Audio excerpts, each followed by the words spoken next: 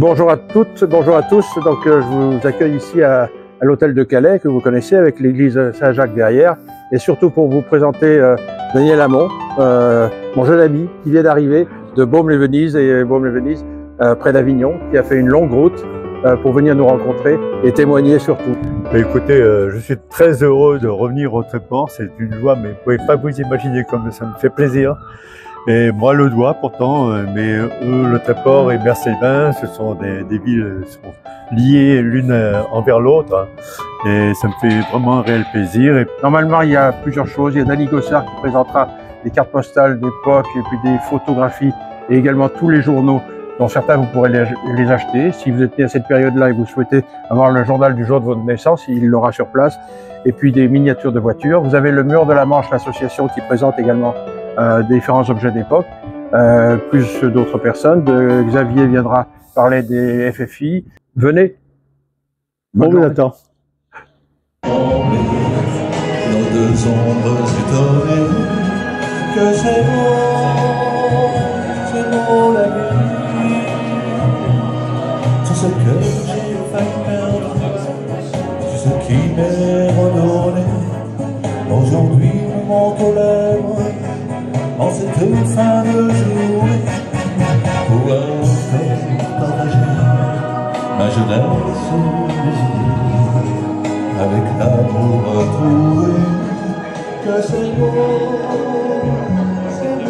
la vie. Pouvoir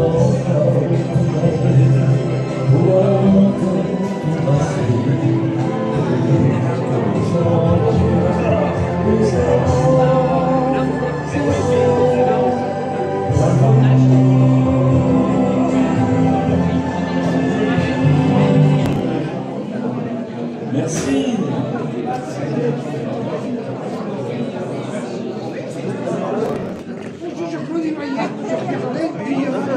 C'est Pascal. Je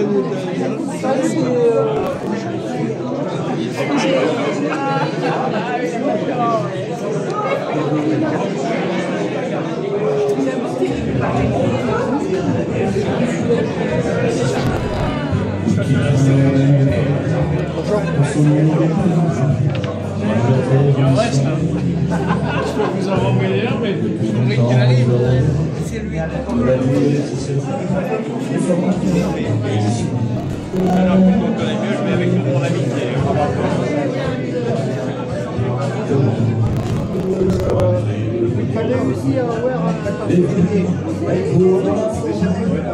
À quel point aujourd'hui vous êtes présents une fois de plus, que vous êtes nombreux à venir pour la sortie d'un livre. Donc j'ai pas voulu être seul, donc j'ai préféré me faire accompagner d'amis, donc de Xavier qui est un spécialiste de toute la résistance, les FFI, bien sûr des bénévoles du Mur de la Manche qui, comme l'a rappelé Laurent Jacques, donc s'occupent et font vivre cet espace au quotidien, et tout le monde, et pendant les journées du patrimoine ils accueillent un monde fou, mais vous pouvez également, en passant par l'office du tourisme, réserver pour des visites. Ceux qui ne l'ont pas visité et qui auront lu le livre le verront d'une autre manière, et puis ceux qui le visitent pour la première fois, de toute façon, seront obligatoirement émus. Il y a également Danny Gossard qui présente des cartes postales de l'époque, des images, des photos et des journaux. Si vous cherchez, si vous êtes né à cette période de la guerre, je vois qu'il y a très peu de gens ici, tout le monde étant beaucoup plus jeune, donc vous trouverez le journal de votre naissance, et puis donc il y a tout le monde. Et surtout, j'ai pu, à l'occasion de l'écriture de ce livre et puis de la communication que j'en ai fait sur les réseaux sociaux, découvrir et rencontrer virtuellement jusqu'à il y a 2 jours Daniel Hamon, qui est monté donc du sud de la France, de Baume, de Venise, près d'Avignon, donc et qui a fait presque 900 km, parce qu'il a fait, pour éviter Paris, il a fait des tours par Reims, ce qui m'a un peu surpris, mais peut-être qu'il est resté à Reims, donc je crois qu'il y avait une bonne occasion de... Voilà. Il est arrivé hier, M. Hamon, qui est né à Eu, est un Eudois, donc, et il a revu sa maison natale hier encore. Elle n'a pas changé, il n'y a pas encore la plaque, mais ça va venir. Plus tard possible. Plus tard possible. Il a rencontré des neveux, petits-neveux qui sont encore ici, qui connaissent tout ça. Je lui passerai juste le micro tout à l'heure parce qu'il a quelque chose à dire. En tout cas, je vous remercie une fois de plus d'être là, d'être présent. À toutes et à tous. Et je tenais à vous remercier tout d'abord les amoureux du Tréport, ces créateurs Marie-Christine. Ah, c'est bien. Marie-Christine et Claude Menival, sans qui je n'aurais pas fait la connaissance de Pierre Bronzy. C'est au cours de nos échanges sur Facebook, des commentaires et des remarques que je lui adressais concernant ses publications. Je lui faisais part de ce que j'avais vu et ressenti pendant la Seconde Guerre mondiale. Une relation très amicale s'en est suivie. À l'époque, j'avais 9-10 ans. Mes parents tenaient l'épicerie à Mont, place Carnot, à eux, ma ville natale. Et c'est en qualité de témoin de l'époque que Pierre m'a si gentiment invité, ainsi que mon épouse et notre fille, pour célébrer la parution de son livre « Des prisonnières de Karlsruhe ». Pierre m'a demandé, merci Pierre, Pierre m'a demandé de préfacer son livre. Je vous laisse imaginer ma surprise et mon émotion. J'ai accepté, bien sûr, de rédiger la préface. C'est vraiment un grand honneur pour moi et je tiens à le remercier devant vous. Merci, Pierre. Merci, Daniel. Avant de parler du roman de Pierre, je souhaite féliciter également Madame Danielle Morin-Natier de la magnifique illustration de la première de couverture. C'est magnifique. Daniel est ici, dans le fond, on peut l'applaudir. Ouais, Elle peut lever la main pour la voir. Elle peut lever la main, coucou. Levez la main, levez la main. Voilà.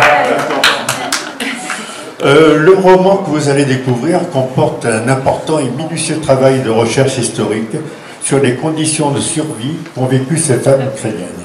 Dans ce roman, les personnages fictifs croisent les personnages réels de l'histoire. L'intrigue s'inscrit dans la fiction. L'effet de la fiction n'est donc pas de créer l'illusion de la réalité. La réalité, elle est là, palpable, dramatique.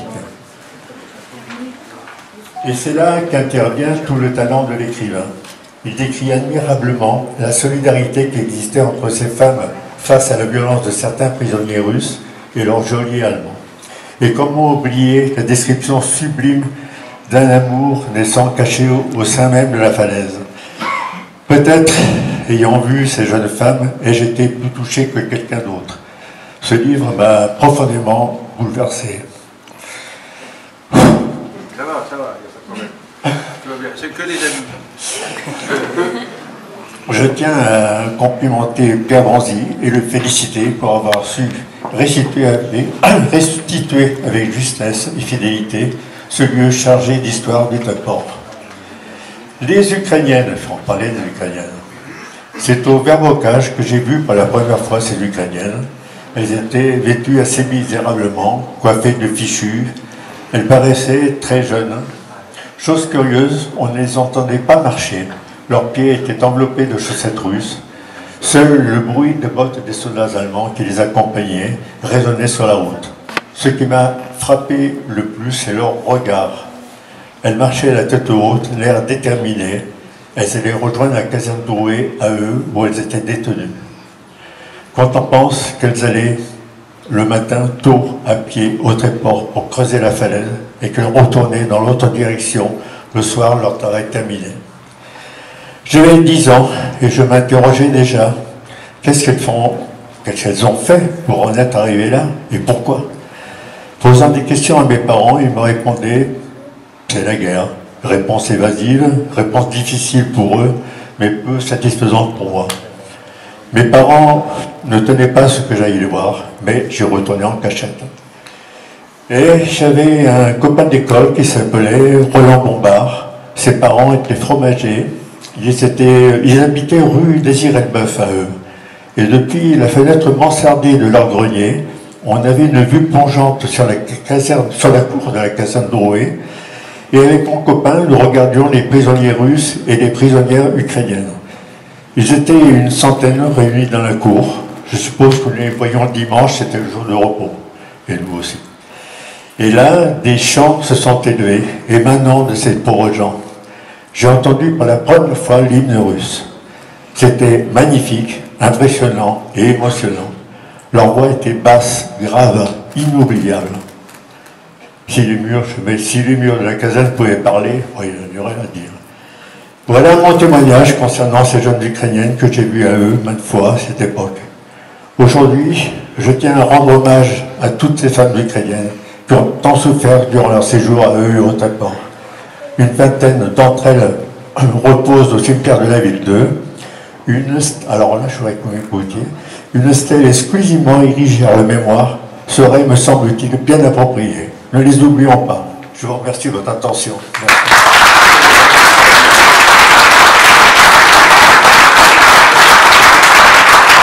Merci Daniel, merci beaucoup.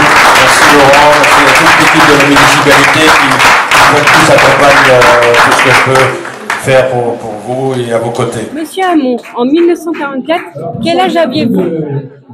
J'avais 9-10 ans à l'époque. D'accord. Je suis né en 1933. D'accord. Est-ce que vous alliez à l'école pendant la guerre? Oui, on allait à l'école, seulement pendant l'occupation, les Allemands avaient réquisitionné l'école. On allait à l'école dans une maison privée qui était située près du Champ de Mars, à eux. Et donc, il y avait une semaine, on allait à l'école le matin, et la semaine d'après, c'était l'après-midi. D'accord. Ouais. Où habitiez-vous pendant la guerre? J'habitais à eux, place Carnot. D'accord. Mes parents avaient l'épicerie Hamon sur la place Carnot. D'accord. À quoi ressemblait une journée typique à l'époque? Journée typique à l'époque, on craignait bien sûr, il n'y avait pas beaucoup de passages d'avions. Nos parents n'aimaient pas qu'on traîne dans les rues parce que c'était quand même assez dangereux. Il y a eu des mitraillages et puis vous n'êtes pas sans savoir qu'il y avait des bases de lancement de V1 aux confins de la forêt 2. Et donc il y avait pas mal de mitraillages et de bombardements. Et puis d'ailleurs un jour il y a eu une bombe qui est tombée dans la chaussée de Picardie et il y a un éclat qui est allé se loger chez notre voisin à côté, juste sur le rebord de la cave. C'était un éclat assez important, au moins 10 cm de long. Et c'était dangereux. Et on se trouvait là à ce moment-là, on a bien fait de se mettre à l'abri. Pour vous dire un peu, à l'époque, c'était dangereux. Oui. C'était dangereux. Le soir, on ne pouvait pas sortir non plus. À partir de 19h, les Allemands passaient dans les rues. Il fallait éteindre toutes les lumières. Toutes les fenêtres étaient peintes en bleu pour pas qu'on voit de lumière. Parce que les avions pouvaient très bien repérer les lumières et puis c'était la catastrophe. Quel âge aviez-vous au moment de la construction du Karlsborg? C'est facile, le Karlsborg il a été construit en 42-43, j'avais 10 ans. 10 ans. Quel était le métier de vos parents? Épicier. D'accord. J'étais épicier. C'est une belle épicerie. On m'en fait plus. Ah, Quand et comment avez-vous rencontré Pierre Bondy? Alors Pierre Bondy, je suis allé sur Facebook par l'intermédiaire des amoureux du Tréport, que ses créateurs, Marie, je sais pas comment ça s'appelle, et puis donc Pierre Bondy avait fait plusieurs publications, et notamment sur la construction du Karlsborg. Et là, j'étais pas toujours d'accord avec lui. Moi, j'avais suivi cette opération à ce moment-là. J'avais rencontré des Ukrainiens d'ailleurs à cette époque. Et Pierre, ça lui a plu que j'intervienne. Et il m'a rappelé par la suite, et puis après on ne s'est plus pratiquement quitté, puisque j'ai collaboré avec lui à la section livre. quels sont les souvenirs les plus marquants de cette époque? Souvenirs les plus marquants, il m'est arrivé d'être sous les bombes une fois, mais j'étais pas à eux à ce moment-là, j'étais en 1940, début 1944. Je me trouvais, j'étais évacué à La Ferté-Bernard, chez des amis, mes parents à l'époque. Et j'ai jamais été aussi en danger que lorsque j'étais évacué à cet endroit-là. Je me baladais, on était avec des amis, c'était un dimanche après-midi, je me souviens encore très bien. Et ils ont bombardé un train de munitions qui était situé près de La Ferté-Bernard. Et là, on s'est réfugié, moi je me suis réfugié dans un fossé. Et heureusement, parce qu'il y a une bombe qui est tombée combien, à 20 mètres de nous. Et on a été, si vous voulez, en partie enseveli par la terre. Et je me souviens que, chose curieuse, c'est un détail idiot, j'avais la frousse des araignées, je ne pouvais pas voir les araignées. Et quand j'étais allongé dans le fossé, il y avait une qui était sur moi et j'ai trouvé toute gentille. Ouais. Que pensez-vous du conflit actuel en Ukraine? Conflit actuel, j'ai bien peur que ça s'éternise. Là, c'est très difficile à répondre parce que personne ne le sait à l'avance. Hein. Oui, c'est vrai. Et puis, il n'y a pas que ça. Il y a le futur peut-être élection de Trump. Hein. Bon, ou alors c'est un Américain qui a quel âge, qui a 80 ans aujourd'hui. Et puis, d'un autre côté, il y a les conflits en Palestine, sur la bande de Gaza. Je sens mal la situation actuelle. Personne ne peut prévoir. Oui. C'est très difficile.